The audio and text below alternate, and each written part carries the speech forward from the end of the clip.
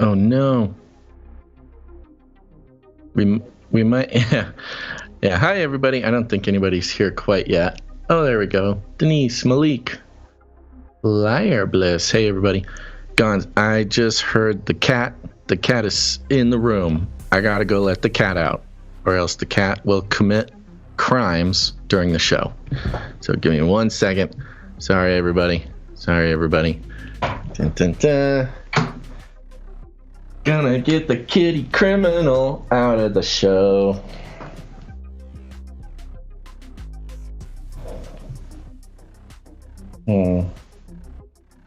Yeah, okay. Alright, you little rascal. Where are you? Here you are.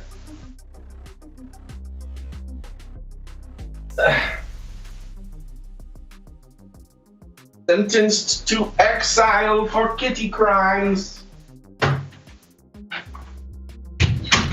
Oh my gosh. 2 cats in the studio today. This one out. Hello, young Monty. That's right. You know what's happening. Get on out there now.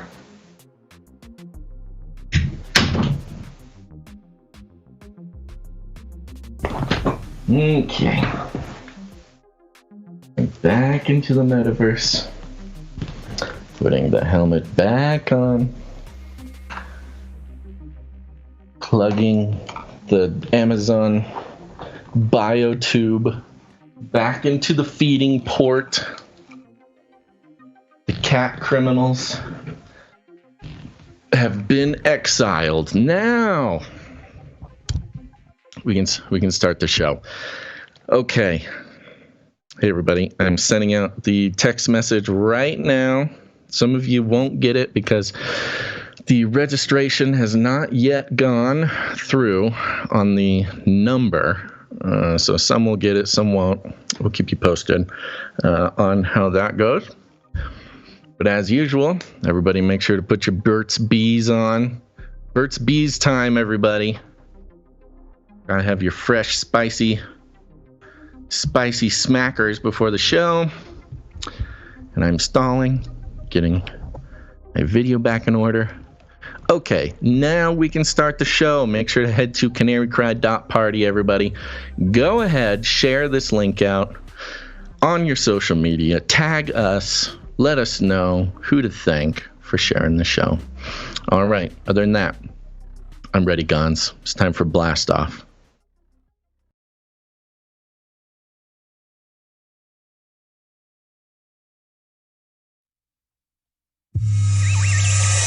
The world is getting crazier. People are acting more and more insane.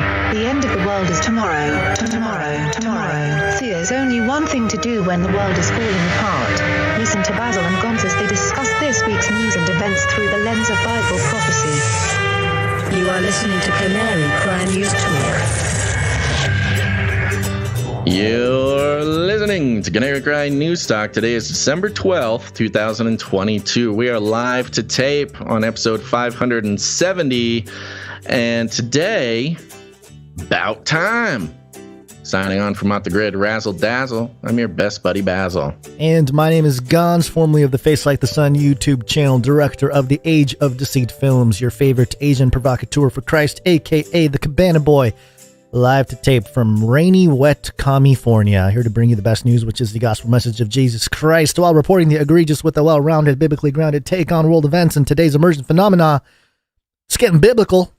Mm-hmm. I mean, it's always been biblical, but no, that happens about once every couple episodes. That just is the emergent phenomenon. I feel like that's happening every couple nanoseconds now. Mm-hmm. But, you know. Oh wow, it's so technocratic of you to say. We have so much stuff to get into, so I'm not going to stall now. We will put everything in place as the show progresses, and in order to prepare ourselves for that, let me give you a rundown. Disclaimer. Yeah, give the disclaimer first. Disclaimer first. Here we go. For the What is going on with our chat we just on lost screen? an appeal. Oh What? yeah. Something's going on with our chat thing on the video. Continue. Sorry. Yeah, you don't need to verbalize that, Gons. That's okay. For all the content moderators, censorship managers, be they robots or humans, everything you hear on the show is directly from the mainstream corporate news media. We don't claim to be experts on healthcare, geopolitics, military strategy, corporate law, or moral and ethical implications of any of these topics, nor do we implicitly or explicitly support or subscribe to any sources of narratives containing misinformation, disinformation, and malinformation as defined by the Department of Homeland Security. Whew. And with that, now it's time for the rundown. Oh, look, here's Basil. Let me bring you up to speed. Okay, we're starting out with a little techno-futuristic update, folks. The cyborgs, they come marching home. I don't know what that means, but we will be checking in with our good old friend Zoltan Istvan, the transhumanist party leader, or former party leader here in the U.S., and what he's got to say about the future of politics and cyborgs. Then we'll be checking in with FLIPPY, the very interesting industry update on the developing economy, the war, and robotic arms. And then, while we're on the topic, we will be checking back in with old Victor Bout, the Lord of War. Some updates and dots being connected for us. They're really making our job easy on this one. Then the DailyMail has a very interesting breakdown of some statistics that are serving only to, I don't know, inflame the sort of fear-mongering conspiracy theorizing on the American left side of the political spectrum. We'll do a quick Twitter Files update. Trust me, folks, it is as quick as it can possibly be. Then in the second half of the show, we will be saying farewell to YouTube. So make sure to load up another one of our broadcast locations. We have them all over the place. DLive, Rumble, Odyssey.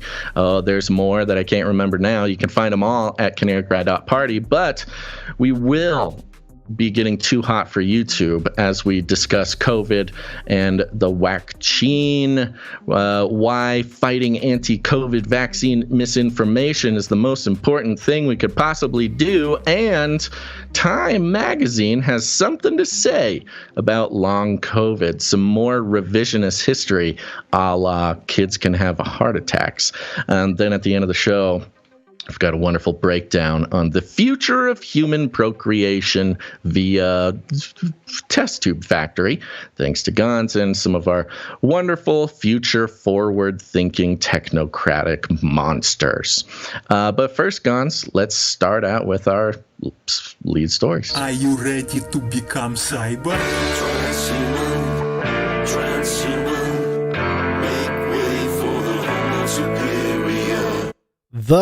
TheSun.com. Headline: Future Perfect. Humans in 2100, that's the year 2100, could be ageless bionic hybrids with downloadable brains as they transform into Elon Musk-style cyborgs. Could be. Is the Sun projecting or assuming that Elon is already a cyborg? It says Elon Musk-style cyborg. So good point. Good maybe point. they're giving away the plot there. Indeed. It says here that humans in the next 100 years could be part machine, part flesh creatures with brain chips and bionic limbs and organs in a vision of cyborgs once described by Elon Musk. Okay, so this is no longer described by Elon Musk. This is no longer love it. Some kind of fringe idea.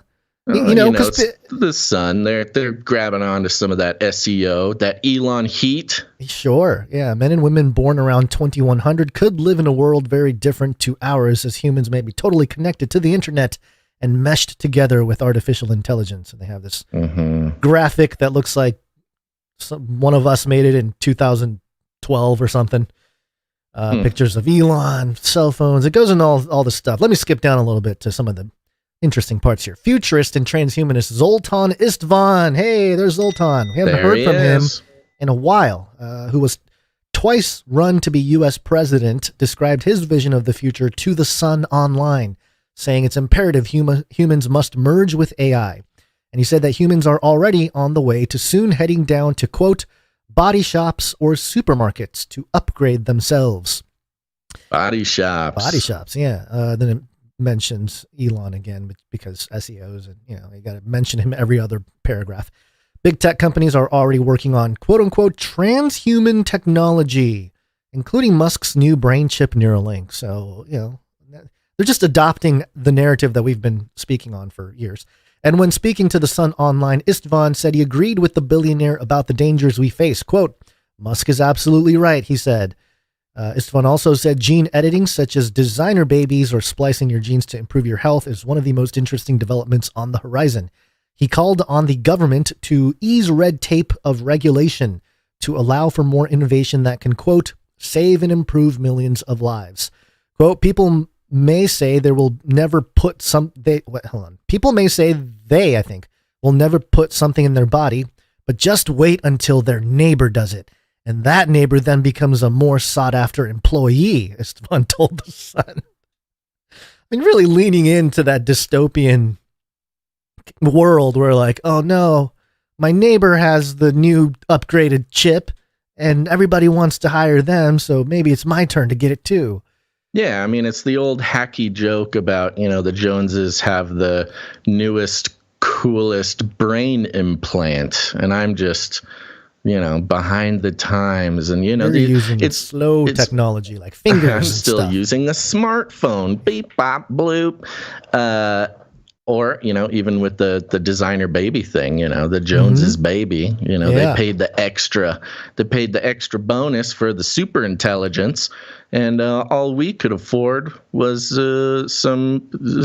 some irritable bowel syndrome. I don't know. IBS is not a joke, people. Come on now. It is strange. Now, the Sun is a rag, and Zoltan Istvan is who he has been for a very long time, which is basically someone who can almost exclusively get printed in the rag. And I would say not for any lacking of his own intelligence or even influence in the area. It's pretty much just that up until recently, the mainstream was not taking technocratic futurologist predictions seriously. Yeah.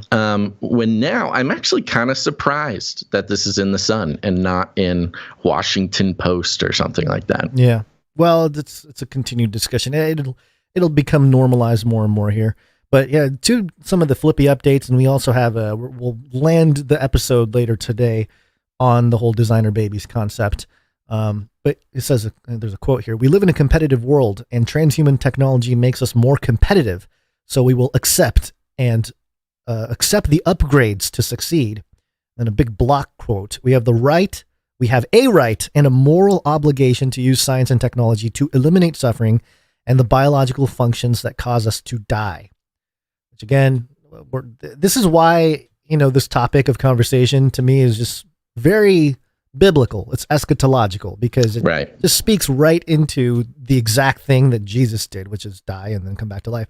And so, the desire for this is kind of a theme that we've been watching this whole time unfold, and it's becoming more and more political. And now the context of COVID makes a lot of sense too. As we get sprung into the genetic age, you needed a world event that causes everybody to look at genetics, at advancing technology and science, and having these advanced technologies enter our bodies and perhaps change us fundamentally, things like that. These are ethical and moral questions that most of society today hasn't really thought about. But it's kind of trickling in, at the very least, in the Sun Online. Yeah, I mean, I think it has reached the level of mainstream conversation. The Sun is almost late to the game. However, I will say they've been giving this type of topic attention for quite some time, just usually in sort of a tongue-in-cheek, aren't these guys crazy type of way. So same way that they would report on the lady who's been dating an alien for 8 years or whatever. Yeah. A couple more quotes here, and then just sort of the takeaway here. Quote: "We must attempt to merge with this AI before it becomes too smart, or humans will be totally left behind and the planet will belong to AI, not to us." He warned one of the biggest dangers of this technological advancement is creating a two-tier society where the rich become transhuman gods and the poor are left behind. Quote: This is the biggest danger of transhumanism, that we create a dystopia, he told The Sun online, which is hilarious because it's like, what's the worst thing that can happen to humanity? I guess maybe like a complete wipeout of humanity.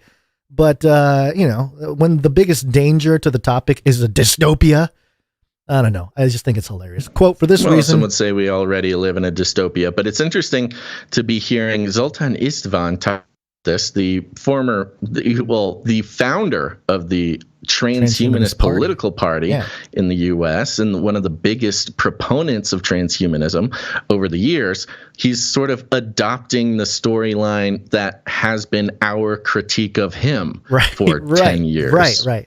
And this is the big one here. For this reason, this is a continued quote, I advocate governments taking a closer look at how to make sure transhuman technology can be available to all. And I think that's where we start getting into, and then it goes into more details about, the billionaires and Elon and all that kind of stuff. But yeah, the biblical relevance of this topic, we've been covering Zoltan for a while. I think one of the earliest we have Zoltan's name in the title, Canary Cry News Talk episode 176 back on February 12th of 2020. Look at that. Certainly in the title, but we've been talking about him since 2014 or something. Yeah. But also just some of the passages, the more popular ones, Daniel 2:43, when it talks about, as you saw iron mixed with miry clay, they shall mingle themselves, like iron and clay mixing. They shall mingle themselves with the seed of men, but they shall not cleave one to another, even as iron does not mix with clay. And then obviously we've talked about the mark of the beast a lot, Revelation 13. And it's always fascinating when part of the description of the mark is that it is provided for all, all the people, no one could buy or sell without it, but, people small and great, rich and poor, free and slave, they all receive it. That's kind of the same point Zoltan's making here. It's like, got to make sure the government's got to make sure that everyone can get the upgrade, Yeah, it's always had that social justice flavor to it. Yes. And even when previously we didn't know, we didn't have a word for it. We didn't really have social justice activism as a touchstone piece of language for what is being described in Revelation 13. But what is being described is, probably the quote unquote social justice utopia as being the foundation for where the events of Revelation 13 come in and take place. Yeah. The more I kind of look at this, I'm looking at the 10 kings. We've talked about that and sort of the way things are unfolding with the 10 kings giving power to the beast and having one mind and all this kind of stuff. That's in Revelation 17. It's almost like these 10 kings all mind upload and give their mind to this one guy, and then that guy gets all powerful. But the real important takeaway, I think, as we move on here, is that the prophecies of the Bible, like the real big hope aspect of the Bible, is found in 1 Corinthians 15. It's not just eternal life. It's this idea that we will have everlasting bodies given to us. And that part is sort of what is driving the transhumanists to push for more science and technology and all this stuff. They see the exact same thing, which is the problem with mankind, the fallen state, that we die, we are sinners, that kind of stuff. Not Revelation, 1 Corinthians 15, verse 51, listen, I tell you a mystery, we will not all sleep, but we will all be changed in an instant, in a twinkling of an eye at the last trumpet, for the trumpet will sound, the dead will be raised imperishable, and we will be changed, for the perishable must be clothed with the imperishable, and mortal with immortality. So something happens, we do get an upgrade from God, not from science and technology, although, that's where the conversation becomes interesting. Like where's the line between where we're taking science and tech and these miraculous things that, is described in the Bible about the end times, about a resurrection of the body of all of the saints. So it's just a very fascinating topic. And I like seeing it in the mainstream. The Sun is not super mainstream, but certainly I think the conversation has been pounded enough in culture with movies and TV shows and stuff like that to where if you want to have a serious discussion about it, more people are open to having it now than ever before, maybe. Indubitably.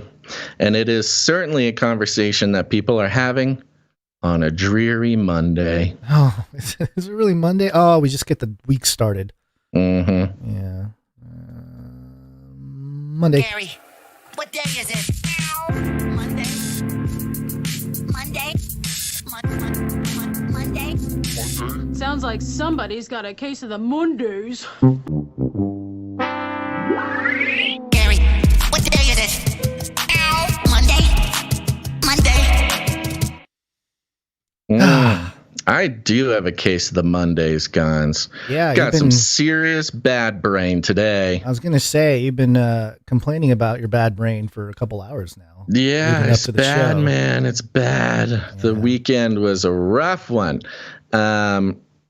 I on Friday, of course, was out traversing the meat space, the the realiverse, as the cool underground cyberpunk kids are calling it. And I was on the west coast of the United States. And if anybody's been paying attention, the west coast had a bunch of weather. Can you imagine, guys? Hey, geoengineering overlords! Thanks for the water. Oh, the gods have given us the water. I say gods with the quote unquote lowercase g. The little g. That's right. Humans doing occult rituals. Go on. So spent just an incredible amount of time driving and that, which was fun.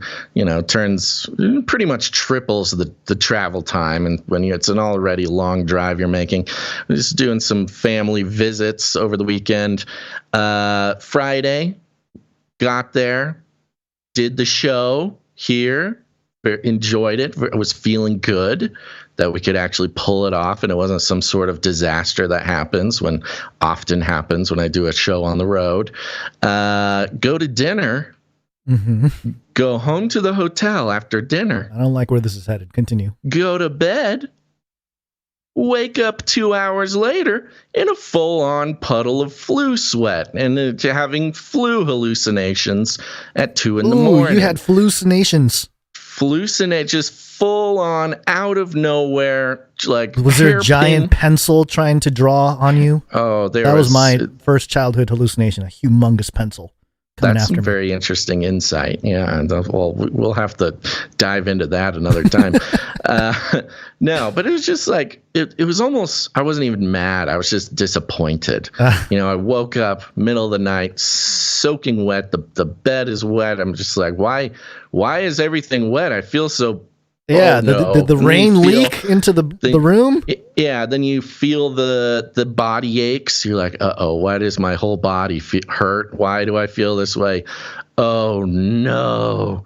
And then, I just knew it. I had the flu. It spent the next 36 hours, did not even leave the hotel room, was just in so much pain. It was horrible. It was totally horrible. And then by the time I recovered from the flu, I literally had to get back in my car and drive away. Totally wasted trip to go see some family.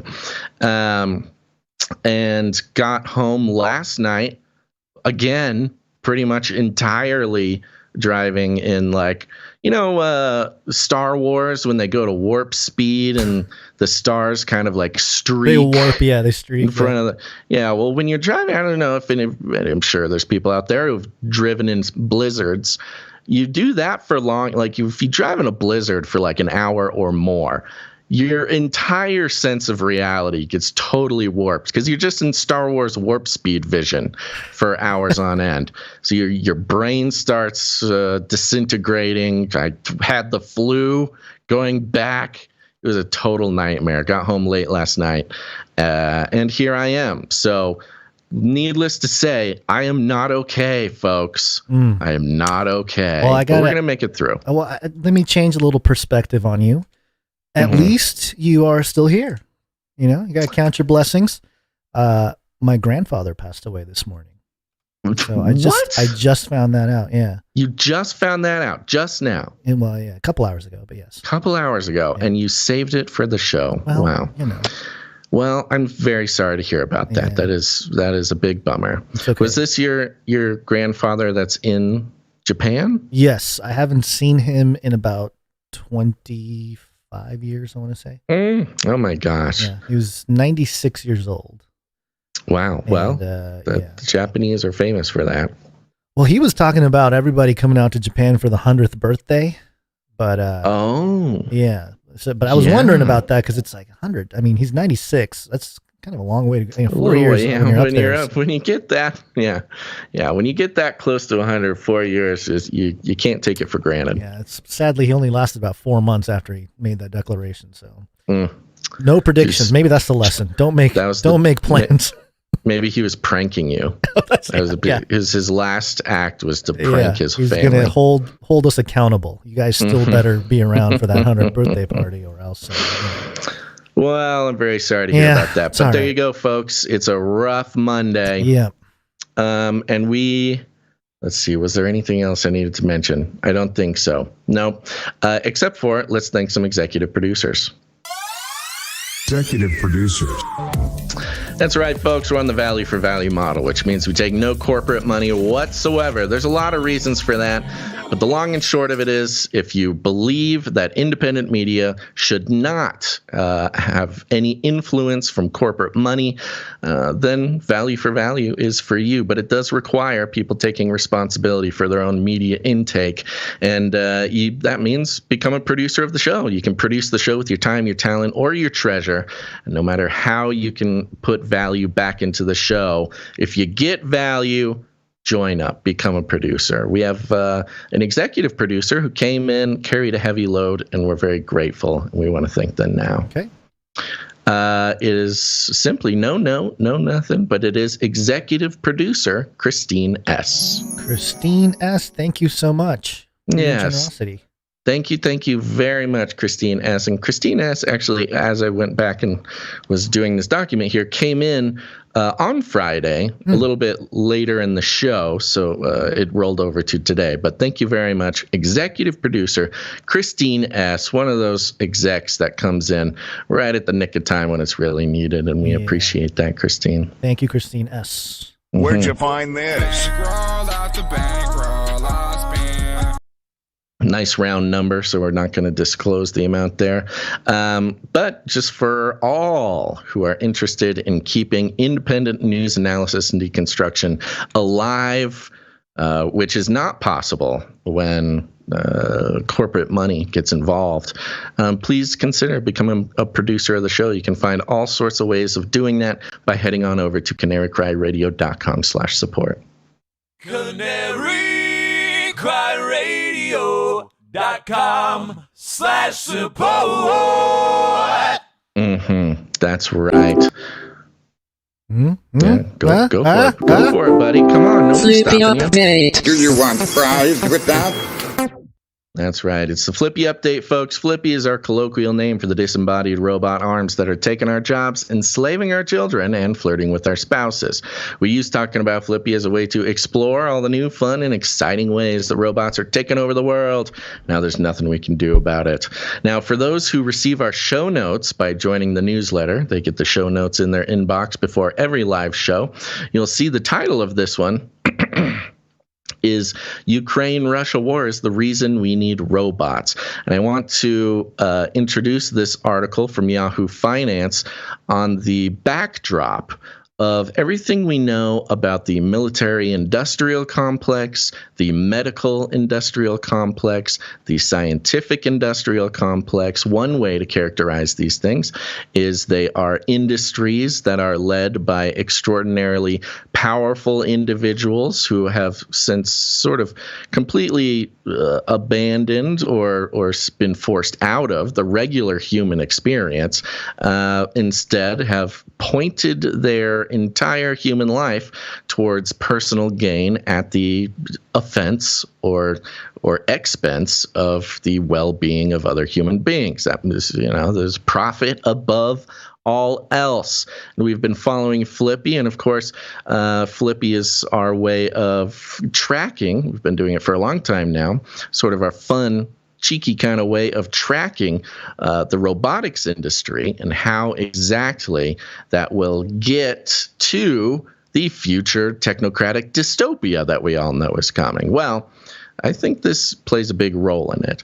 The headline here is Robotics Technology Global Market Report 2022. Ukraine-Russia war impact. So it's just a very sort of plain, unlike many Flippy updates, which looks at a specific robot, and we dive deep into the messaging and the social engineering and the place that an individual robot will hold in our lives.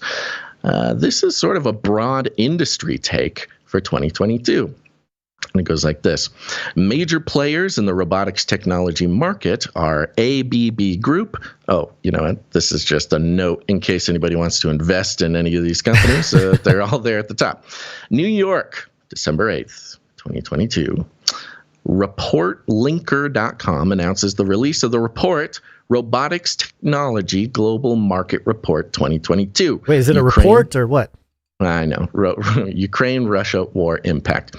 By the way, my glands are so swollen. My throat doesn't hurt necessarily from the flu, but my glands are so swollen, it's literally hard to move my tongue in the directions that I need to in order to. Yeah, right. Yeah, no, I just need a flippy tongue just to take control because my human meat tongue is insufficient. The global goes like this. The global robotics technology market is expected to grow from $64 billion in 2021 to $76.52 billion in 2022 at a compound annual growth rate of 19.6%.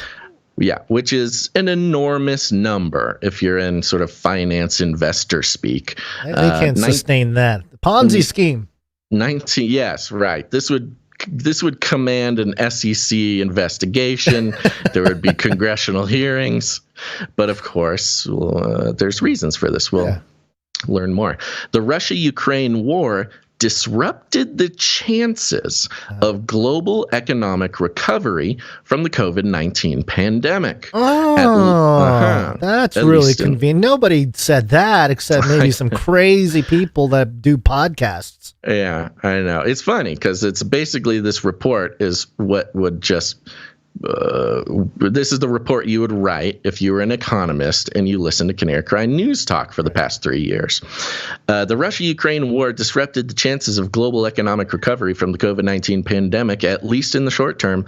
The war between these two countries, notice how the framing of the war is not a U.S. proxy war. The U.S. is not involved in this war. No. We just sell the weapons. A foreign war between two unrelated foreign countries. The war between these two countries has led to economic sanctions on multiple countries, surge in commodity prices, and supply chain disruptions, affecting many markets across the globe. The robotics technology market is expected to reach $141.37 billion in 2026 at a compound annual growth rate of 16.6%. That's 16.6% compounding every year from now until 2026, which again is enormous growth.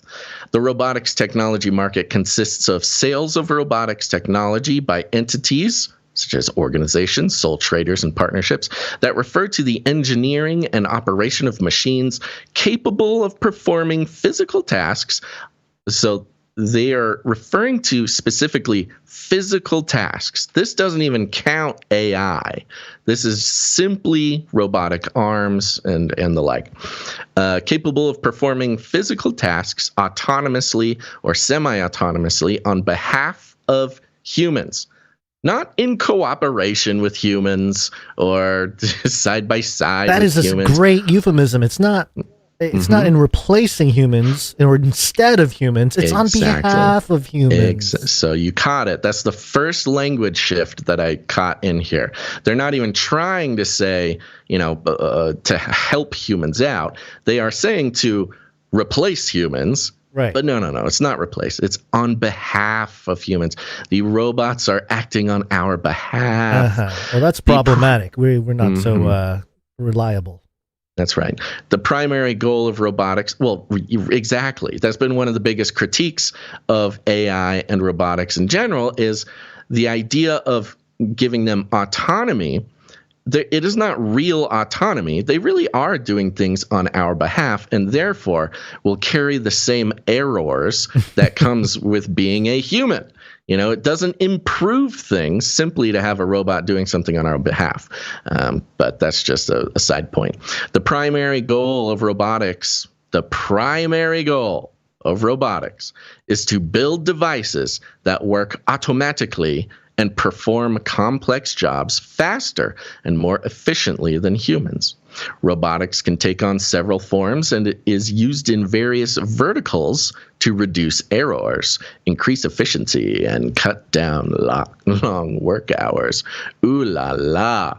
Say it slower, Yahoo Finance.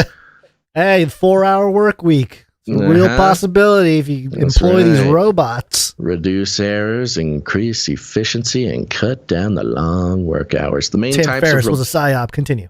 The main types of robotic technologies are industrial robots, mobile robots, service robots, and others. An industrial robot is a... I'm sorry, just real quick. What is up with the no space between a period and next sentence that I've seen a couple times now? Is this just My suspicion is that this article is written by a robot. I was going to say, and they need to get upgraded on their grammar. The formatting of the paragraphs was done, I think it was written line by line, and then somebody came in and tried to format it in paragraph form and just did a bad job.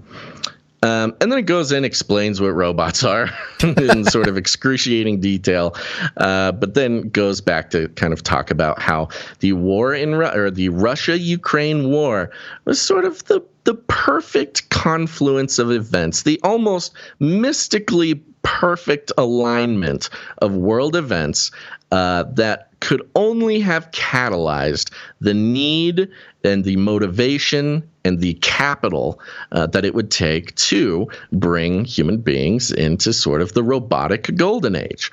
And it does this in a lot of different sort of financy language, but that's basically what they're saying. And I thought it was fascinating because it does kind of sum it up in the first paragraph. When you talk about the military-industrial complex, the medical-industrial complex, these are industries that require human desperation. They require almost a universal pain point, not just like a pain of existing as a human being who has to, pay their taxes or something. No, they require mass suffering. In the case of the pandemic and the medical industrial complex, in the case of ongoing forever wars in the military industrial complex, what the robotic industrial complex requires, and what it has always required, is ongoing sort of heretofore endless, sort of unforeseen end to economic human suffering. And it's very interesting. We at literally the first month of the pandemic, you and I were like, oh, good. This is how they're going to bring the robots in. It's about 100%. The medical thing. Yeah. And when we were coming out of the pandemic, there was a moment there where we were like, the robots didn't quite make it as far as we thought they would by the end of the pandemic.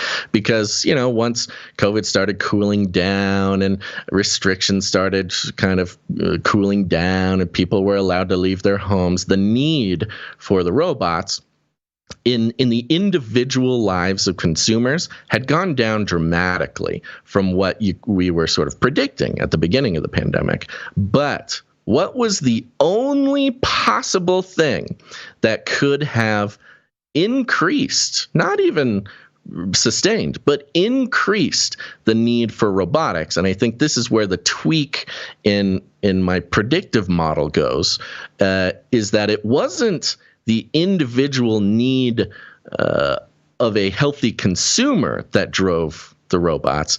It was the economic disaster. It was the economic destitution of a full population that requires, it is essential that robots gain a more sort of affluent place in the minds and the lives of our economy. The only thing that could have continued that growth rate from the pandemic, because really, if you think about it, the growth of robots in the pandemic was entirely economically driven in the first place.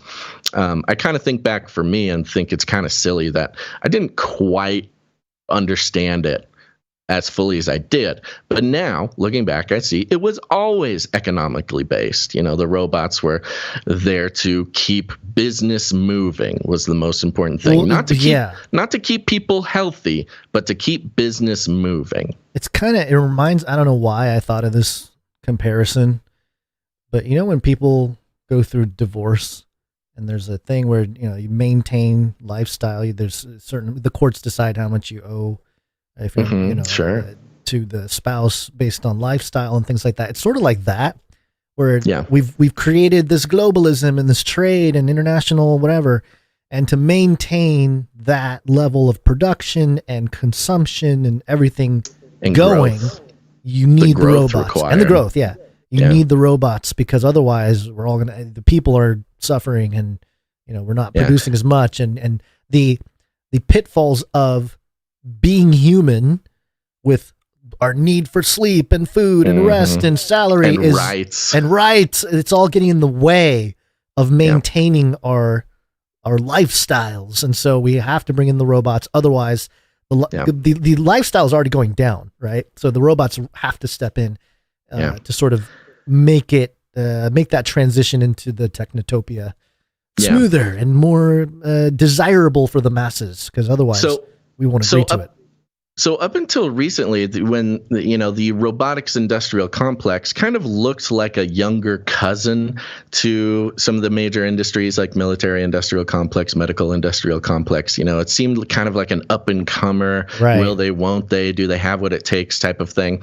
The war in Ukraine can almost literally be described as the exact sort of tipping point for the robotics industrial complex. It's like passing the baton to the robotics world. Introduction into the sort of lizard people hall of fame. This is how it's done, young techno robots. You may not like it, you may not agree with it, but it is now one of the sort of cornerstones of earthly economy, and therefore sort of holds a very important position in all of our lives, whether we come in contact with it or not. If you order something online, if you use a manufactured product, anything like this, even if you're eating produce sold at a grocery store, it's almost a 100% chance that it has been touched by a robotic arm, and it's that'll be a 100% in just a few minutes. So hold on tight. Does it mean we're going to have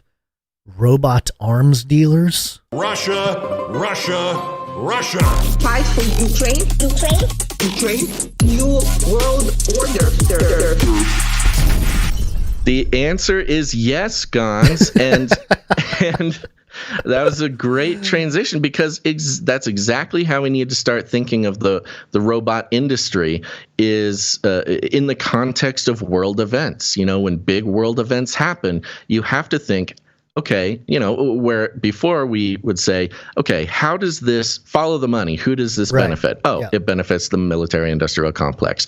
Then through COVID, every world event, who does it benefit? What's the, follow the money? Oh, it's the medical industrial complex. And now we are obligated to analyze world events through how does this help the robotics industrial complex. Robotics arms dealers certainly are right around the corner. And this brings us beautifully into our next story about good old Lord of War, Victor Bout. Yeah, Victor Bout. So were you supposed to hyperlink a couple? I don't know what's going on here. No, these were notes for me. Okay, so we have a couple stories to bring. So we're starting at the CNN. I see you got a Yahoo one. I have a Yahoo and a BBC. Yeah, that's why I was like, what happened? What happened? Well, I sent you the CNN one, but did Yahoo? Sometimes Yahoo mirrors CNN or other people, because Yahoo doesn't actually write their own news. But that's weird. They are not. Looks like Yahoo actually wrote this one. That is weird. Yeah. Okay, we can do this one if you want. I did not prepare my presentation off of this one. Which Bout? Well, because we did cover Bout last episode. There's a December 10th CNN freed Russian arms dealer Victor Bout says he wholeheartedly supports Ukraine. Yes, is that the one? But I know it's confusing because one of them is a little timeline thing that CNN does. You know, they're trying to become Twitter and just create their own timeline of events. But they also have an actual article. No, I think this is the article. So go ahead. Okay. Yeah. Do you have the link to it? Is it in the I will document? Drop it in now. We should have double checked this. Sorry, everybody. Yeah, it's okay. Yeah. Well, that's what happens when it's Monday and bad things are happening. Yeah. Okay, so CNN writes this. And I thought CNN was an interesting one to take this from because of what we've been following with CNN's changes. The headline, freed Russian arms dealer Victor Bout says he, quote, wholeheartedly supports Ukraine war and would volunteer if he could. If he could. Wonderful. Wow. Wonderful. I'm glad. Look, I'm happy for the Griner family. We got an American back. That's wonderful. We did trade the most infamous sort of terrorist arms dealer in the world who is wholeheartedly supporting the Ukraine war and is more than likely going to join the fight. But okay, we got Brittany back. I hope she has a good season. Brittany had a message for Putin, I think. Is what's going on. Did she? Yeah, I think so. Oh, I hear what you. Yeah, well, we can get into that. Freed Russian arms dealer Victor Bout said on Saturday he wholeheartedly supports Moscow's so-called military operation in Ukraine, and that if he had the opportunity and necessary skills, if Victor Bout, the most infamous arms dealer in history, had the necessary skills to help out with the Ukraine war. Unfortunately, arms dealing is, how do you market those kind of skills during a war, Gons? I have no idea. But if he had the skills, he would certainly go as a volunteer. They wouldn't even have to pay him. Bout, nicknamed the Merchant of Death by his accusers, was released Thursday from U.S. detention in a prisoner swap for U.S. basketball star Brittany Griner. Oh. Bout made the remarks in a video interview with Kremlin-controlled TV network RT. He was interviewed by, I love that, Kremlin-controlled TV network RT. He was interviewed by Maria Butina, a Russian gun rights enthusiast turned TV personality who now works for the network. Maria Butina. I wonder if former we, Russian spy. I was going to say if we reported on our TV personalities with as much honesty as about the little background there. No, yeah. I guess we kind of do, depending on who we're talking about. We do, but we get canceled from YouTube. Yeah. We literally just got an appeal rejected for talking this way about cyberbullying. About a U.S. media outlet. They called it cyberbullying and rejected our appeal. It is absolutely bonkers, but CNN can do it. In the interview, he denied any connections with the Taliban and that he supplied arms to Afghanistan. Sure. When asked if he had a portrait of President Vladimir Putin in his prison cell, Bout said, "Yes, always. Why not? I'm proud that I'm Russian and that our president is Putin." This trade is just seeming better and better as we go, huh? The former Soviet military. Okay, I got to stop with the comments. I can't let the flu take over because I highly doubt that Brittany Griner had well, maybe she did have a portrait of Biden in her cell. I don't know. The former Soviet military officer. was serving a 25-year prison sentence in the United States on charges of conspiring to kill Americans, acquire and export anti-aircraft missiles, and provide material support to a terrorist organization. Bout, who had maintained his innocence, is believed to be in his 50s. Believed. They don't even know how old the guy is, with his age in dispute because of different passports and documents. Oh, yeah, like a spy, but continue. Exactly. Griner, 32, returned to the United States early Friday after being released from custody in exchange for an international arms dealer. That is the sentence from CNN, by the way. Griner, 32, is returned to the United States early Friday after being released from custody in an exchange for an international arms dealer. She was, quote, in good spirits and incredibly gracious, National Security Council spokesperson John Kirby told CNN. So while Brittany Griner is in good spirits and incredibly gracious, you have infamous arms dealer and terrorist basically vowing to join the war against the U.S. in the Ukraine and use his marketable skills against the U.S. again. Fair trade. Griner, who had played in the off-season for a Russian women's basketball team, was arrested on drug charges. Finally, someone's talking about it, at an airport in the Moscow region in February, despite her testimony that she had inadvertently packed the cannabis oil found in her luggage. I told you, Gons, it happens. It happens to people all the time. But CNN now I think CNN, they've been paying attention.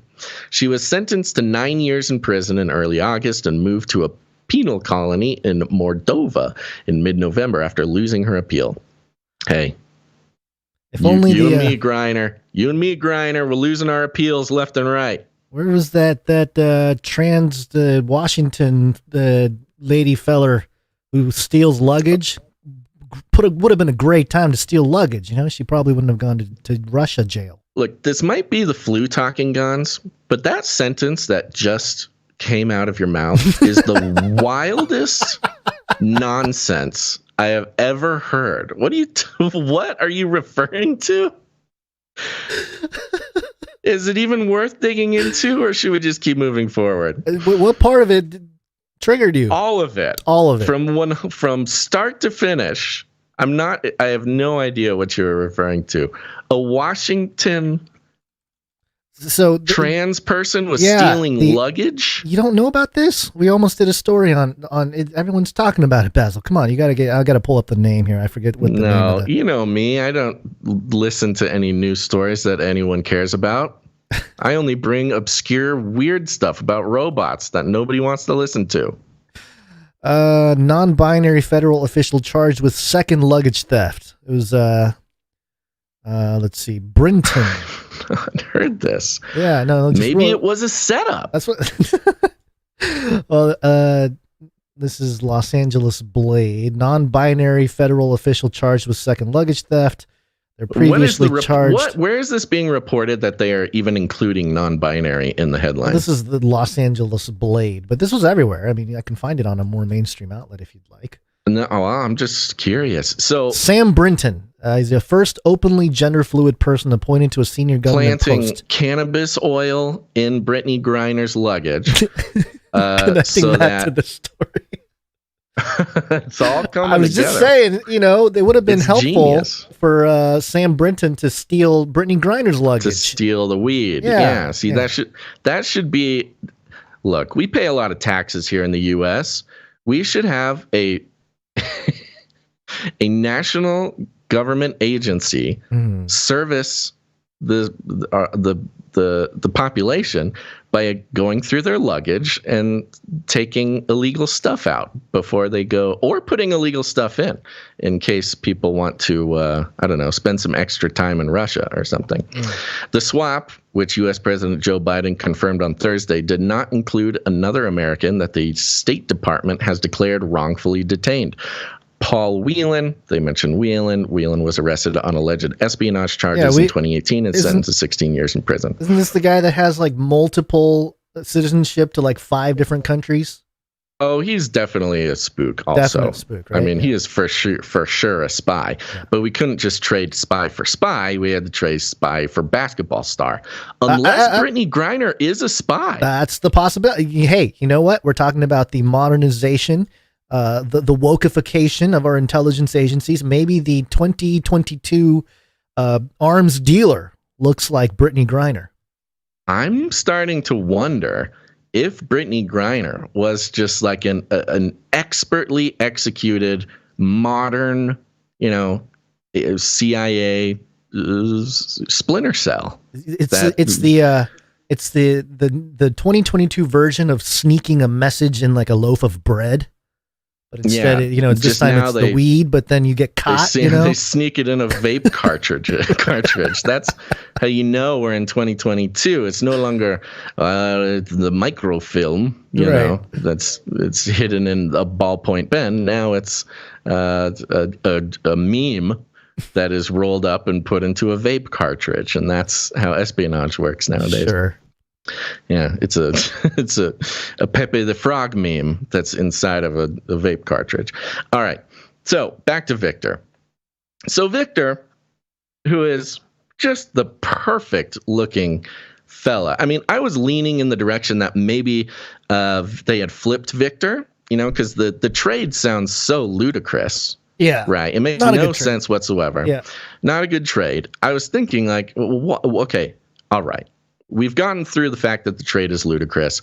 What would we benefit from this trade? Well, it would benefit us if Victor had been turned, and the plan was that he would continue to be so anti-American and get in Putin's good graces and become Putin's right-hand man, get into arms dealing, get involved with the Ukraine war, and then the U.S. government, the military-industrial complex, all these guys would have a man on the inside, not to end the war. Remember, we don't want to end the war. That's not the point. The point is we want the war to go on forever. And what is getting in the way of the war going on forever? Putin getting tired of being at war, asking repeatedly for peace deals, or at least trying to get into talks. And Zelensky is starting to kind of want to talk about peace. Well, we can't have that. We got to throw a bad trade and get an arms dealer in the middle of it. I think the timing was interesting.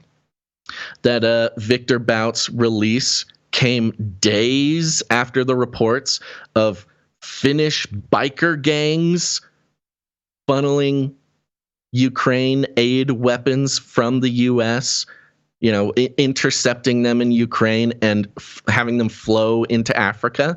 I mean, we talked about Victor Bout is the man who Lord of War, the Nicolas Cage movie, Lord of War, awesome movie. In fact, we were watching the trailer today, Gons. Oh, I'm going to watch that movie. Yeah, I got some ISOs from it. We need to throw some of those ISOs in here. But if it's been a while, folks, since you've watched Lord of War, go watch it, because that is the guy we just released upon the earth in the aid of Russia in the war that we're fighting. Back to Putin. Totally. They need, the best thing to come out of all of this for us, maybe there will be enough material to make a Lord of War 2. See, I was thinking that maybe this had to do with part of the Hollywood, not just Hollywood, but sort of the entertainment industrial complex as well, to try, because it feeds into the distraction mechanism of entertainment, and it's sort of the intertwining of intelligence and the entertainment industry. But here's a couple, and we've talked about Afrofuturism. I think we did discuss the arms moving to Africa in the last episode. But that is a plot line that's part of the Lord of War. Exactly. And so here's a couple sound bites from Lord of War. The way I looked at it, it's the way of Africa. Maybe life. Everything that comes from the earth eventually returns. Even a 40-ton Antonov 12 cargo plane. Yeah, good old Nick Cage there. And then It's so Nick Cagey. It's so Nick Cagey. It's so Nick Cagey. I mean, and then this is the Nick Cage. Victor Bout speaking to some African warlord. You know, they call me the Lord of War, but perhaps it is you. It's not Lord of War. It's Warlord. Thank you, but I prefer it my way. I prefer it my way. Yeah, that's negotiations with the funneling the weapons. And then just one more here. A little tip from the Lord of War. Never go to war. Especially with yourself. Oh. Deep cut, bro. Nicolas Cage. Deep Nick Cage line. Nicolas Cage being as Nicolas-y Cagey as he possibly can. My hero. Oh, man. Yeah, we better get a Lord of War 2 out of this. In fact, I'm going to start writing it right now. You're going to try to pitch it while it's fresh. Yeah. I wonder who owns his rights, because Victor had to have sold his rights to somebody. Sure. Let me look at. I found something interesting. Check it out while I pontificate about this a little bit more. Okay. So days after reports of Ukrainian arms, the arms that we are sending them. Now, remember, I believe it was CBS report of only 30% of U.S. arms being sent to Ukraine were making it to the front lines. That documentary got totally shut down by somebody at the top. They had to apologize for it. It was true. It was confirmed by independent sources.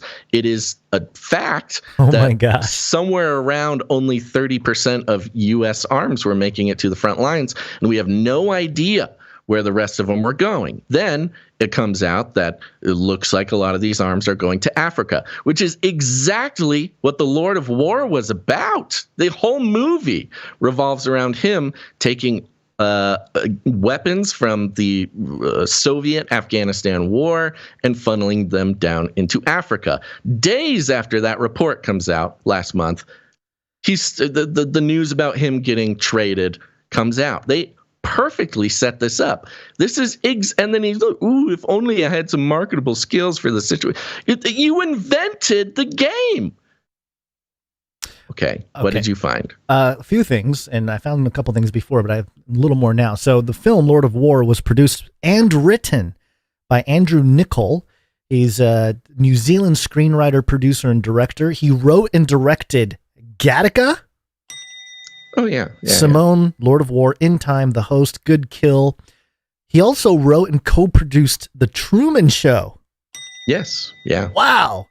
Okay. And so, big time guy. Who owns Victor's rights, though? His life rights. I don't know. But what was the company? What was the production company? It was Lionsgate, I believe. Well, that's where Lord of War was Lionsgate. That's where we start. Okay. Production companies, entertainment manufacturing company, Saturn Films. Perfect. Okay. Do you know who owns Saturn Films? I'm about to find out. Nicolas Cage. Oh my gosh. Nicolas Cage is He's a genius. He's Saturn Films. What happened to my information here? Here we go. Yeah. Yeah. Well, that's just so he can get his EP credits, but that's good. But if he owns the rights. And the Wikipedia, you click on Saturn Films, it just takes you to the Nicolas Cage filmography. So it's production companies, entertainment manufacturing company, Saturn Films, Ascendant Pictures, and VIP Median Fonds, and distributed by Lionsgate and 20th Century Fox Germany and S&D Films France. So distribution can happen all over the place. But No. I was just going to ask, if you write the story, I guess you have to buy the rights of the story from somebody who owns the rights. Is that how that works? I don't know exactly all the details. I mean, it can work any number of ways, and he may not have signed his entire life rights. Like, you can sign your story up until a point, or you can sign your life rights. You know, a guy in his position, I could easily see them having signed everything, which means that they are already working on Lord of War 2. 100% they're working on and they would probably, Hollywood in this case, or the company who directly stands to financially benefit from Victor Bout continuing his legacy for entertainment reasons. You know, forget the military industrial complex. You have the entertainment industrial complex meddling in geopolitical war and people dying and fighting and killing each other for the possibility of writing a sequel to Lord of War. And look, I get it. I'm not saying it's right, but I could understand how they might want to meddle. And being a Hollywood lizard person, you might think that that's a good idea. Lord of War was a genius film. So anyways, the timing of all of this is incredible. I think it's too much. I mean, it's too much to be nothing. Now, whether the U.S. has turned victor or not, I'm unconvinced that both the U.S., well, mainly the U.S., we know the U.S. does not want to end this war. And releasing Victor Bout does nothing but extend the war into perpetuity, especially because, almost principally because, they need a non-state actor to go to war against. Yeah. They need an Osama bin Laden. Plausible deniability. You can go to war against Saddam Hussein, but eventually Saddam will fall. So you need an Osama bin Laden. And I feel like that's the way. This is almost Red Bookable. So just be ready, folks, in the next year for me to be pulling up this clip and telling you I told you so, because we cannot stay at war with Russia as a state proper for much longer. We're going to have to transfer this war to a non-state enemy, and I believe that non-state enemy will be Victor Bout. He will become the headline show. And so we don't have to worry about getting nuked by Russia. You know, that can only last for so long. You can't put a population through nuclear threats for more than maybe 2 years. But a non-state rogue actor, that's a war you can keep going for 20 years. And still, you know, everybody can make money, baby. Even the robots. It's almost written like a great Hollywood plot, you know, when things feel like you're landing the plane, or you're sort of coming to a conclusion, or put a nice bow on top. There's a twist. There's a new character introduced into the mix, and throws everything for a tailspin. Clankanifius, if you're listening, please remind me to tweet about this theory, or make sure I get a time code and save this clip, because this one will feel good when I'm right about it. Yeah, there was a story from 2015, Los Angeles Times. Lord of War producer Christopher Ebert sentenced to 46 months in prison. Apparently, he was doing some hanky-panky with money. There's some wire fraud and stuff. Yeah, you don't make a movie about a Lord of War without learning some tricks along the way. I was gonna say, either he tried to play the game and he got caught, or he's just kind of doing what the taking the lessons directly from the very film he helped produce. It's what he knows. But anyway, interesting. I was Lord of War came out when I was in high school, and high school boys. Especially junior, senior. High school boys. High school boys. Lord of War was the perfect movie. You're impressionable. You're just starting out your life. You're kind of figuring out what your career is. That movie, I'm sure, inspired an entire generation of illegal arms dealers. And you just because we're writing the movie, you gotta keep in mind that in the movie, there's Victor, but then he's going to have a young protege who he meets, maybe a young protege who got into the business because, of what Victor did in his heyday. I saw the movie. He's going to be a huge I saw the movie and I wanted to be like you. And then, Exactly. I got into at first arms he doesn't dealing. take it, he dismisses him, ignores him. Right. And then picture of a family or something. At emotional the end, angle. the young protege, tries to kill Victor because that's 48 laws of power. You have to kill your father, Right. So he tries the 48 laws of power. Victor tries to, kill him, maybe either in business or literally. And so now we're rooting for Victor to take out the young buck. So that's how you do it. And this is all now copywritten, so nobody can steal my idea. All right. Well, let's see. There are other things happening other than stuff in Russia. You're right. More. Just more. Okay. Quick mention. Just a quick mention. Sure. BBC.com headline: Victor Bout, Russia's released arms dealer, joins ultranationalist party. Oh yeah. So, by the way, this article has his age. BBC knows 55. His age. 55. Yeah. Yeah. Come on, CNN. CNN is like, you don't know how old he is. But BBC is like, we have the proper documentation. Or maybe they're just using the UK passport. Yeah, that's true. So it's not all talk. He has actively gone and joined the ultranationalist party in Russia. So, well, speaking of maybe associating all the people that are skeptical of the world systems as part of, a Victor Bout type, we have a QAnon sighting here. Cue the miserable, cue the desperate. What must I do to convince you people? You're right, Q. Psyops.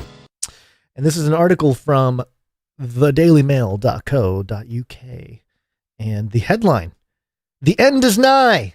4 in 10 adults say we're living in the end times, including half of Christians, says survey amid alarm over pandemics, climate change, nuclear brinkmanship, and doomsday cults.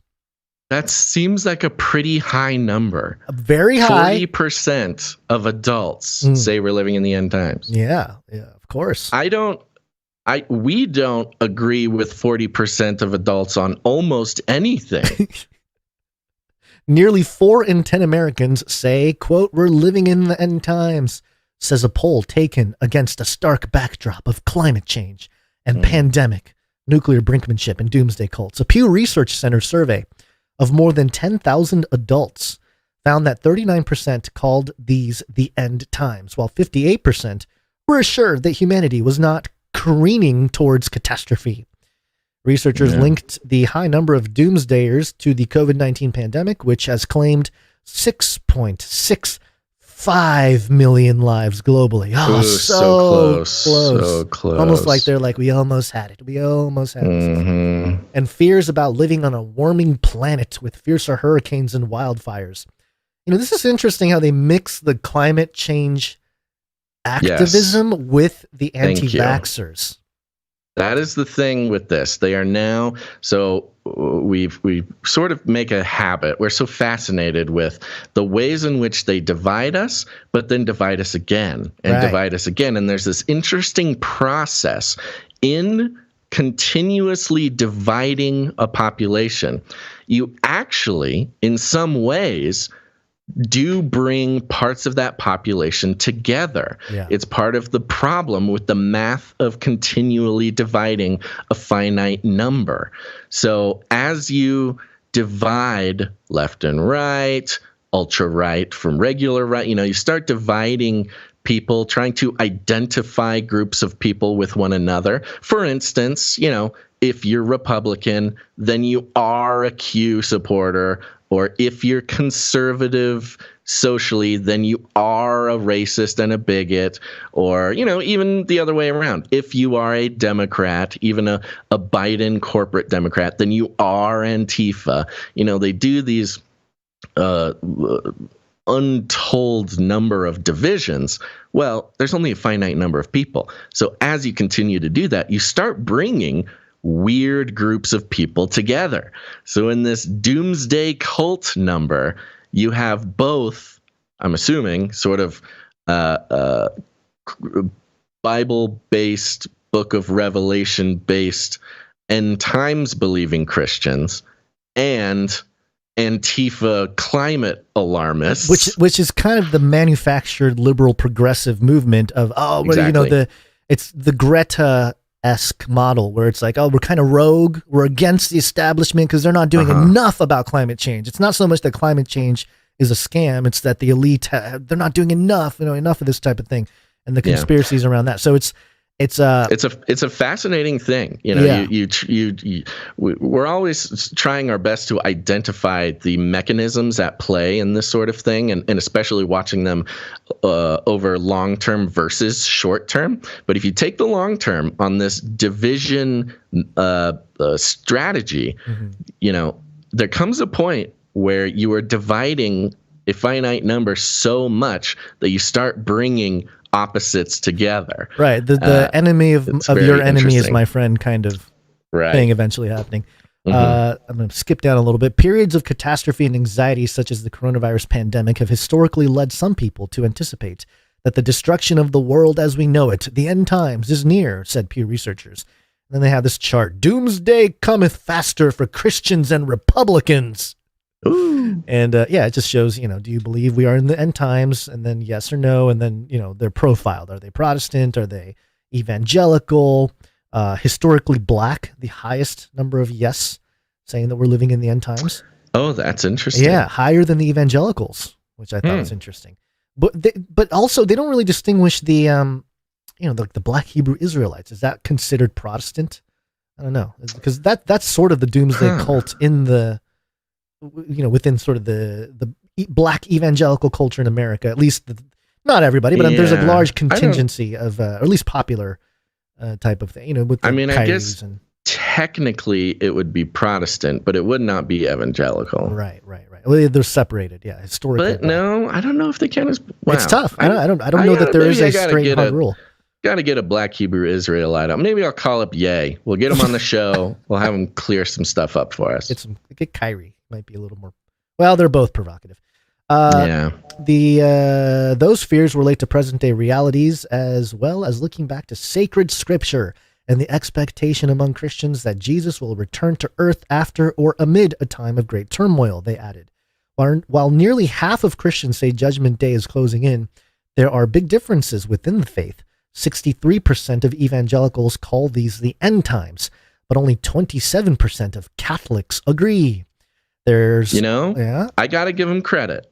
While we're here and we make a habit of especially criticizing DailyMail, got to give them credit for pointing out that there are differences in the way that this is. Well, it helps that the Pew research did it for them. There's also, but you almost never see that happen. It's very strange. There's also a political tilt. 45% of Republicans see Doomsday coming against just 33% of Democrats. Of course, Democrats, 33%. College graduates were more skeptical of the looming apocalypse than were those with only high school certificates. So, more brainwashing at college, I guess.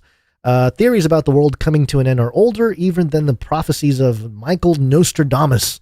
Okay, more theories and yada, yada, yada, yada. But then it goes into this segment here. Doomsday cults have gained a new lease of life. A new lease of life thanks to the QAnon conspiracy theory. A wacky credo that a devil-worshipping pedophile elite secretly pulls the strings on U.S. and global institutions.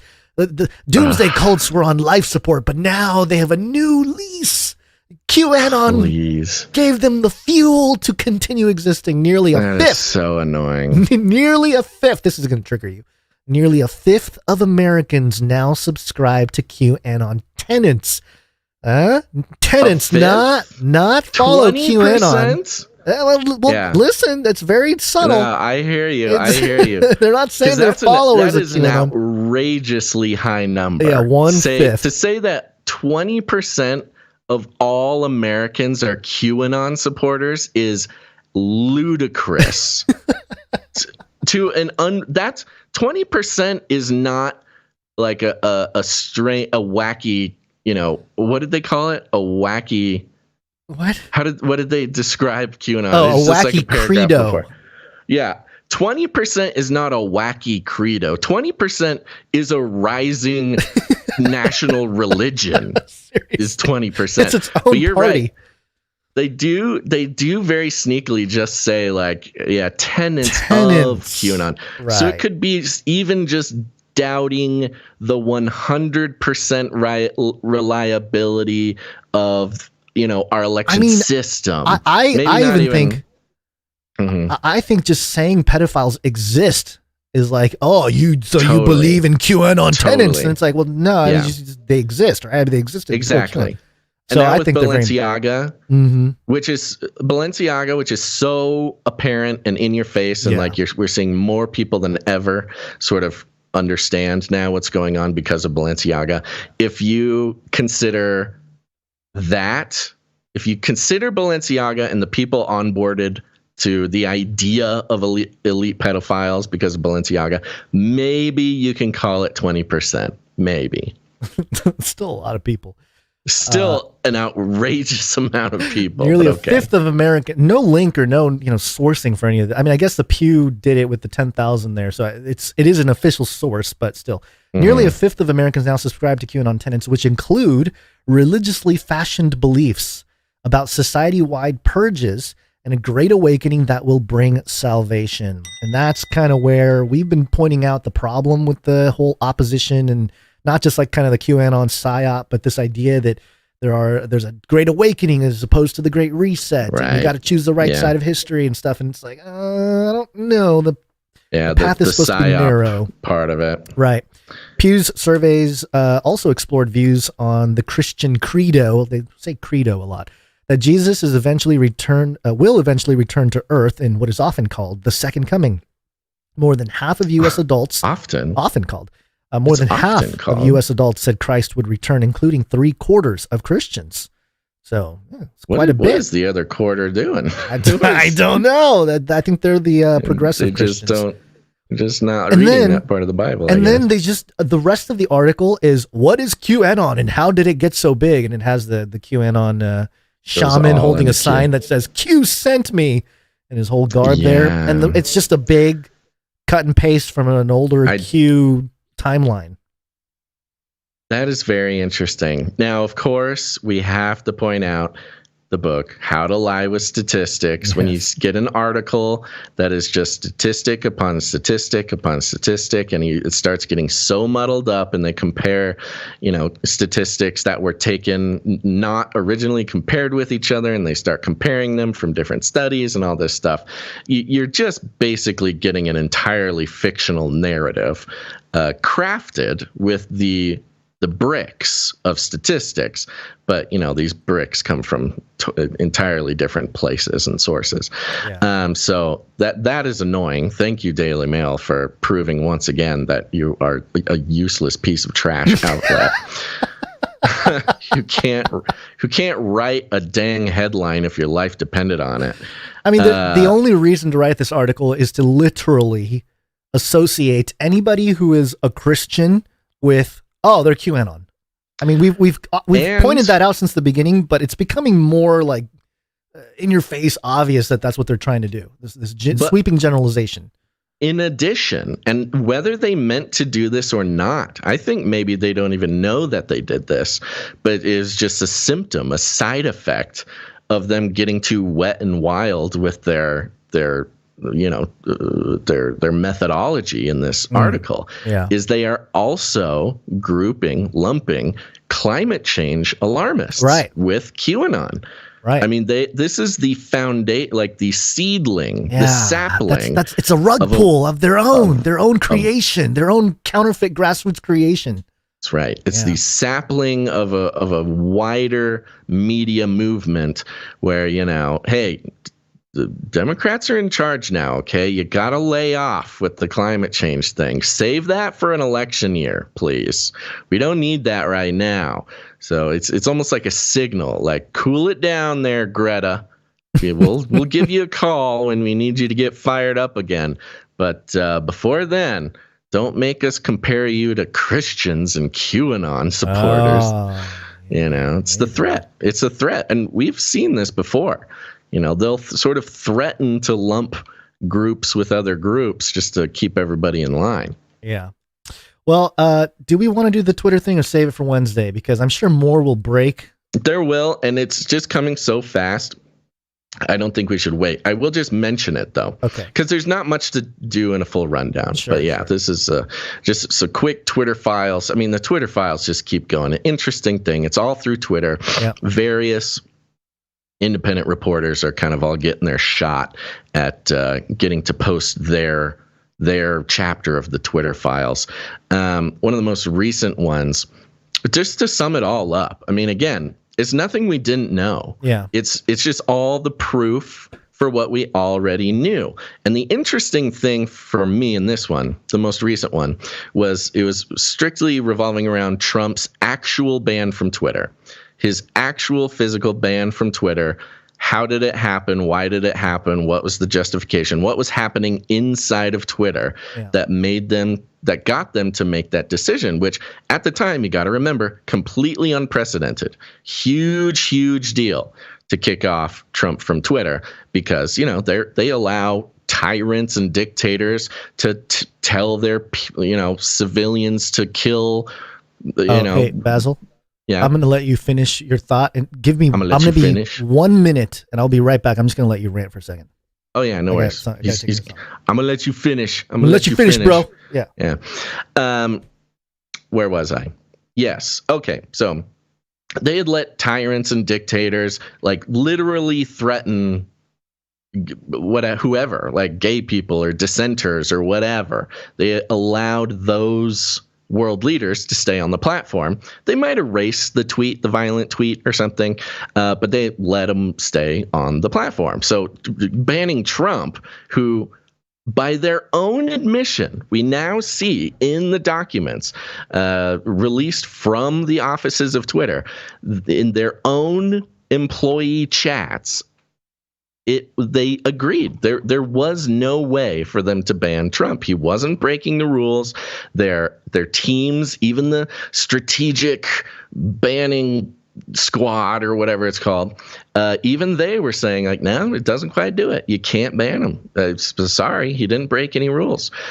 And what it really was in the end, remember, Twitter had 8,000 employees, most of which were not coders. They were not, tech people. They were simply moderators and just sort of barista types, And their logs show that the ban of Trump was literally and directly caused by just Twitter employees complaining.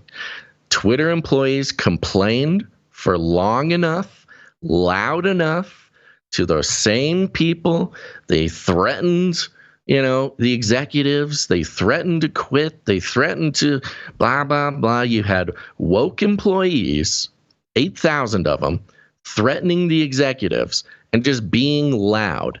And what they wanted the executives to do was an unprecedented ban of a world leader. And the executives lost their spine. They just did it because they had enough woke people yelling at them. They just went ahead and did it and, figured they could either spin it to their benefit, or if they couldn't spin it to their benefit, they could just blame it on the employees. A desperate move. Yeah, but it's an incredibly interesting look into, especially when you and I, Gons, lose an appeal, when we are criticizing local media for exploiting a young girl in the worst moment of her life for ratings and career pursuits of a local reporter, and that gets us banned from YouTube. Well, Twitter especially, they have it is evidence now, they had no protocols, no policies, no reasons whatsoever. They simply just couldn't handle the pressure from their own employees. And that's what got Trump banned. We have breaking news, Basil. I'm seeing that. Sam Bankman-Fried arrested in the Bahamas after U.S. files criminal charges. Oh, they got him. They got him. Mission accomplished. Unfurl the banner, roll out the leather jackets. He was on Twitter Spaces this morning. Yeah, I heard him this morning on Twitter Spaces. And I am starting to subscribe to the idea that the parents are kind of the masterminds behind the whole thing, and they're letting their son incriminate himself. Otherwise, why would he be out there on doing all kinds of interviews, letting everybody ask really tough questions? Very suspicious. ill-advised. Yeah. Why would you? And he admitted multiple times about mingling. I mean, all kinds of illegal stuff. So interesting. Whoa, there you go. Yeah, you have He's the arrested. document here. Office of the Attorney General and Ministry of Legal Affairs. Statement from the Attorney General of the Bahamas, Senator Ryan Pinder, KC, on the arrest of Sam Bankman-Fried. Okay. Extradition likely. No kidding. Okay. Well, this will be very interesting. We'll see what develops over the coming. This must have literally just happened. It literally happened. I think Like this was just published a in the half hour past ago. 5 minutes. Yeah. Half hour ago. Okay. Yeah. Well, there you go. All right. Well, interesting. We'll keep an eye on what happens there. And I mean, the options. No. I was just going to say the thing to look out for is, and people have speculated already out there that, is he going to be Epsteined, perhaps, or I don't know. Yeah, well, I think the Maxine Waters connection is the most interesting. We haven't really talked about the Maxine Waters connection on the show before, but so much has happened. Yeah. Well, all right. Well, yep. What? Party? Producers. Well, well, we lost you. We lost you for a second there. But yeah, I think you were saying it's party time. Yeah, we'll have a Sam Bankman party. Let's go. Sam Bankman party. Go to canarycry.party, Sam. Actually, you can't because you're arrested. You'll find a tree of links that leads to everything from where to listen to the show, watch the show, how to produce the show, connect with us and the community.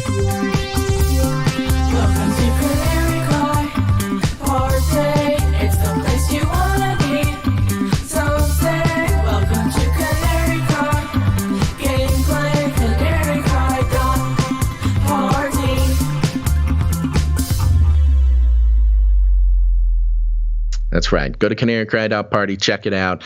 You can get links to all our locations. The Clips channel is the appeal has stuck, so we're going to find a different, more efficient way to get clips out. I'm kind of playing with the idea of doing a Canary Cry Clips Twitter channel where they do a little bit less moderation of clips. So what about TikTok? Should we just take over TikTok, or do you think China shut us down? I would love to do TikTok, but we need a producer to do it for us. Neither of us can have TikTok. I'm not hip enough. I'm getting too anywhere old near our houses. What was I going to say? Oh, you can join our text message alert system, get the newsletter, join communities, the Discord, everything. It's great. Go to canarycry.party. It's got everything you need. And while you're there, you can become a producer of the show because we're on the value for value model. Mm-hmm. Okay. Let's thank some producers. Do it. It's break time.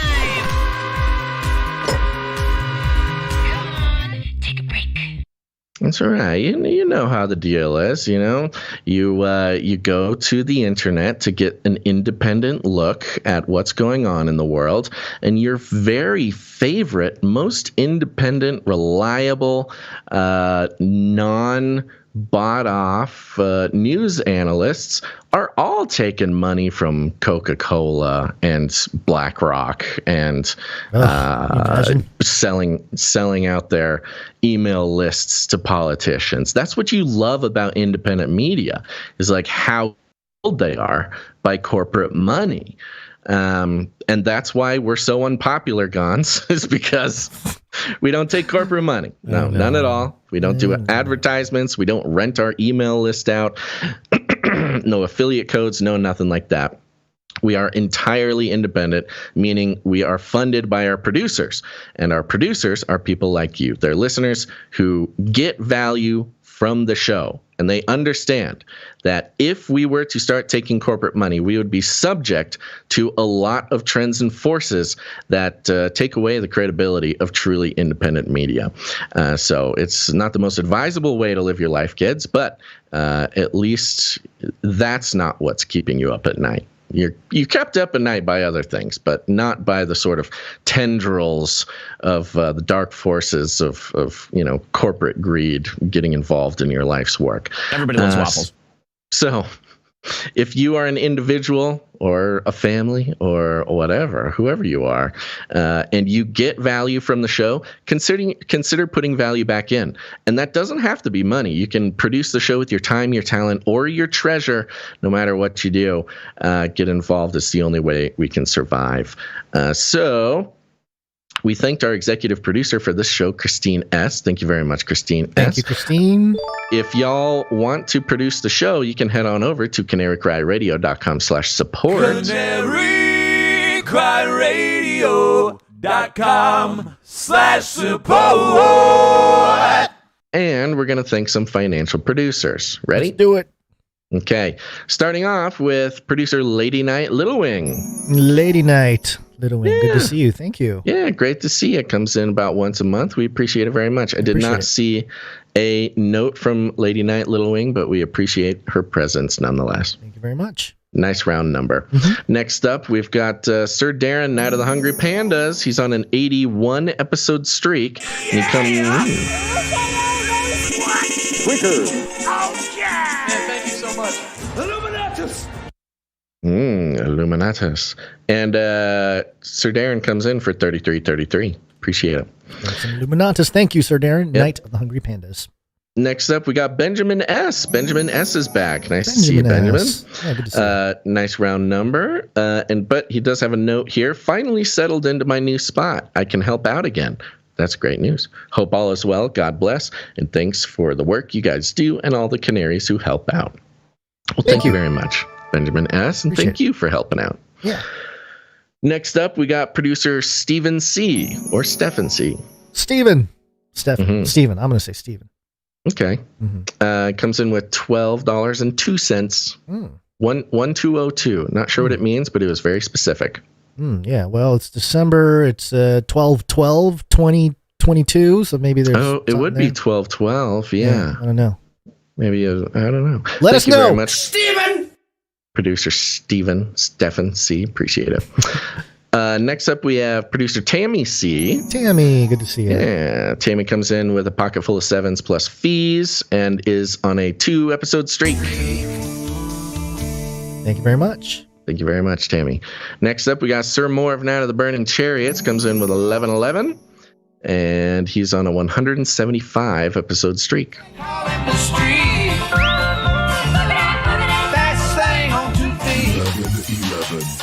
11. Thank you, Sir Moore. Good to see you. Next, we got Sir LX Protocol V2, Night of the Berean Protocol, pocket full of sevens, and 110 episodes in a row. Quicker. Thank you, Sir LX Protocol. That'll be 111 next episode. That's right. Okay, that concludes our list of financial producers who came in the amount of 777 or more, which entitles them to have a note read on the show.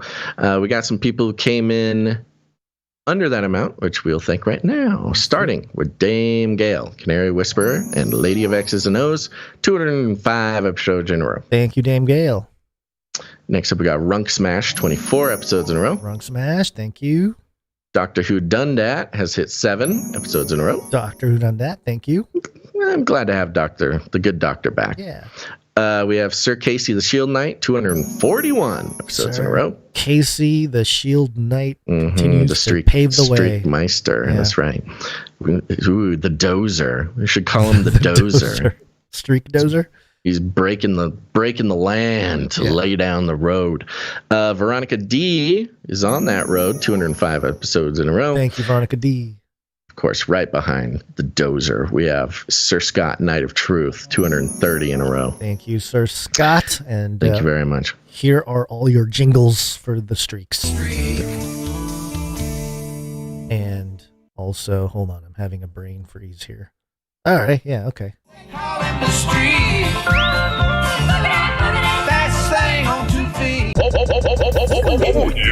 Streakalicious. Women rule. Thank you very much. Thank you to all of our financial producers. Truly, we could not do it without you. It just literally the show would stop, and it might someday, but today is not that day. And we appreciate your support very much. And you too, listener, the year is almost over. Have you produced an episode of your favorite podcast this year? Well, there's still time. Go to canarycryradio.com/support. canarycryradio.com/support. All right. Yeah. Well, we're going to say... we got to thank them for their patronage as well. Oh, that's true. Yeah, you're right. Shut up, and take my money. Thank you for your patronage. Thank you for your patronage. Thank you for your patronage. I believe it's time to wake up and time to say goodbye to YouTube. Yeah, hold on. Okay. YouTubers, we're going to put some links in the chat. What should we give them today? Are we giving them the D Live? You know, sometimes I think that the YouTubers like the YouTube the best because the chat shows up on the show. And I think D Live is kind of the next best thing for that. Yeah. But we also got the Rumble. Maybe if you want to grab the Rumble. There's 62 people over there on Rumble. And then that's a nice group. There's a lot of people. Once you pop the Rumble in there, I'll pop the D Live. Okay. My voice sounds so weird when my glands are the size of softballs. Sound like you're talking to me like I'm a little child. Oh, I was thinking like it sounds like I got marshmallows in my mouth or something. But yes, go find another place to watch the show if you're on YouTube. Sorry, it's nothing personal. It's not about you. It's just that we know what will happen because YouTube doesn't like it when we get too spicy. And indeed, what is to follow about COVID and the rest is too hot for YouTube. Yes, it's wake up time. Hey, yo, wake up. Okay, it's happening. Everybody stay calm. Everybody stay calm. What's the procedure? Go to Twitch, Rumble, Odyssey, Twitter, Facebook, whatever it is. You can find all those links at canarycry.party as well. Too hot for YouTube. YouTube. Now you see me. Now you don't. It's Corona time. COVID-19. COVID-19. COVID-19. COVID-19. COVID-19. COVID-19. Coronavirus. Vaccine, number one way. Yes, we have a couple of COVID articles to cover.